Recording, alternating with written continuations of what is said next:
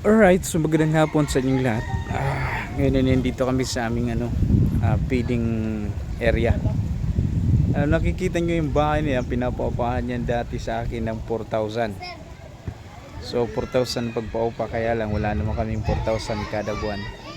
Kaya nagtsatsaga kami dito lang sa labas yan. Sa labas-labas lang muna kami dahil wala pa kaming pera. Pero pag dumating yung time na marami na tayong pera, siguro baka upahan ko na yan. Malaki yan, malaki sa loob yan. At saka maganda rin yan dahil pagka umuulan, pwede siyang magamit. Malaking ano yan, malaking simbahan yan. So 4,000 lang yan. 4,000 naman pinapaupahan. Ayan, so in-approach kami ng may-ari niyan dati. Kaya lang kung 1,000 lang yan, kaya ko yan. Kaya lang 4,000 masyadong mabigat.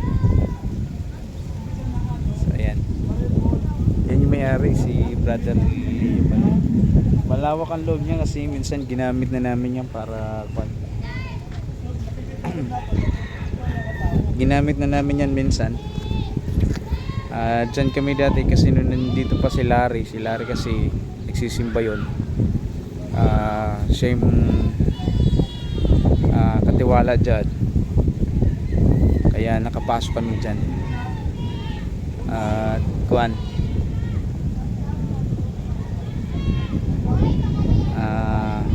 Alright, tinawag kasi ako ng asawa ko, nagsisimba yung dati, kaya nakapasok kami dyan sa kanila. Ginamit namin yan. Ayan, so ngayon dahil umalis na siya, wala na. So maganda sana yung bahay na yan, malaki.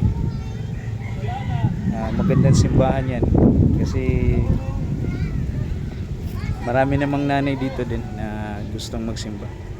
Dahil malayo yung lugar namin, yung simbahan natin malayo, kaya hindi sila nakakarating doon. So praying kami. Pangarap ko rin yan, magkaroon kami ng simbahan dito. Kahit kaunti lang ang tao, importante mayroong mapagdadawasan ng simbahan.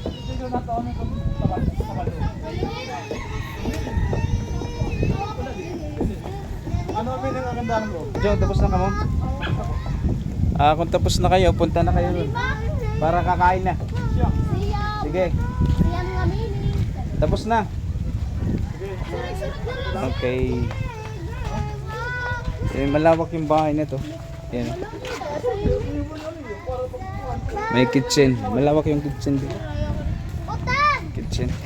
May mga kwarto-kwarto din yan. Okay, so pray nyo kami. Sana makahanap kami ng kwan dito. Mapagdadausan ng gawain. Kasi nakakapagod din magsilong-silong. Kagaya kanina, umulan, sumilong na naman.